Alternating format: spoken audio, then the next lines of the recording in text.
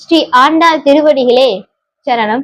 சுந்தர Mahadevi YouTube channel அன்பர்களுக்கு அடியனுடைய அன்பான வணக்கங்கள். நம்ம தொடர்ந்து திருப்பாவை பாசுரங்களின் விளக்கங்களை சிந்தித்துக் கொண்டு வருகிறோம். அந்த வகையிலே இன்றைக்கு 25வது பாசுரத்தின் விளக்கத்தை சிந்திக்க இருக்கிறோம். இந்த பாசுரத்தின் வரிகளை அடியின் டிஸ்கிரிப்ஷன்லயும் கமெண்ட்லயும் கொடுக்குறேன், பாருங்க. ஸ்ரீ ஆண்டாள் திருவடிகளே சரணம்.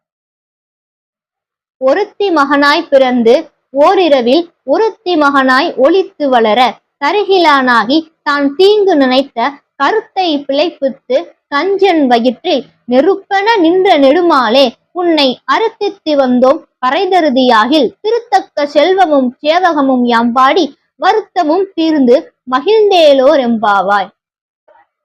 ஒருத்தி மகனாய் பிறந்து ஓரிரவில், ஒரு இரவு நேரத்திலே கம்சனுடைய சிறையிலே நந்தகோபருடைய மனைவி தேவகிக்கு மகனாக பிறந்தவனே.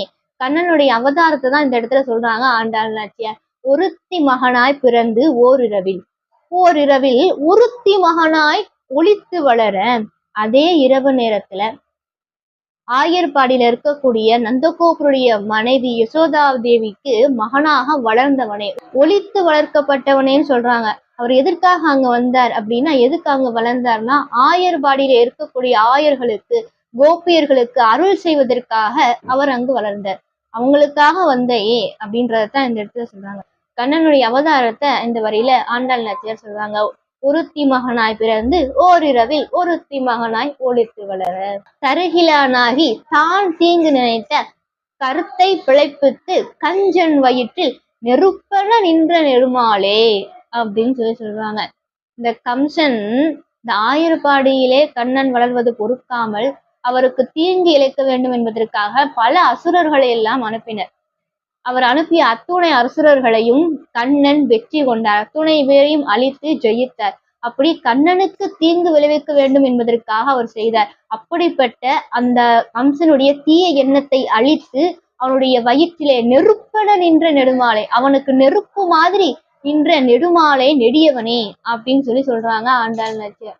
உன்னை அறுத்தித்து வந்தோம் பறைதருதியாகில், உன்னிடம் பறை பெறுவதற்காக நாங்கள் வந்திருக்கிறோம். திருத்தக்க செல்வமும் சேவகமும் யாம்பாடி வருத்தமும் தீர்ந்து மகிழ்ந்தேலோர் எம்பாவாய் அப்படின்னு சொல்றாங்க. நீ விரும்பத்தக்க உனது செல்வ சிறப்பையும் நீ அடியார்களுக்கு ஆற்றிய தொண்டையும் சிறப்பித்து பாடுவதற்காக நாங்கள் வந்திருக்கிறோம். இதை பாடுவதனால எங்களுடைய துன்பமெல்லாம் நீங்கி இன்பம் அடைவோம், நாங்கள் மகிழ்ச்சி அடைவோம் அப்படின்னு இந்த பாசுரத்துல ஆண்டாள் நாச்சியார் சொல்றாங்க. ஸ்ரீ ஆண்டாள் திருவடிகளே சரணம். தொடர்ந்து இது போன்று திருப்பாவை பாசுரங்களின் விளக்கங்களை காண சுந்தர மகாதேவி யூடியூப் சேனலை சப்ஸ்கிரைப் பண்ணிக்கோங்க. உங்க நண்பர்களுக்கும் ஷேர் பண்ணுங்க, லைக் அண்ட் கமெண்ட் பண்ணுங்க. நன்றி. ஸ்ரீ ஆண்டாள் திருவடிகளே சரணம்.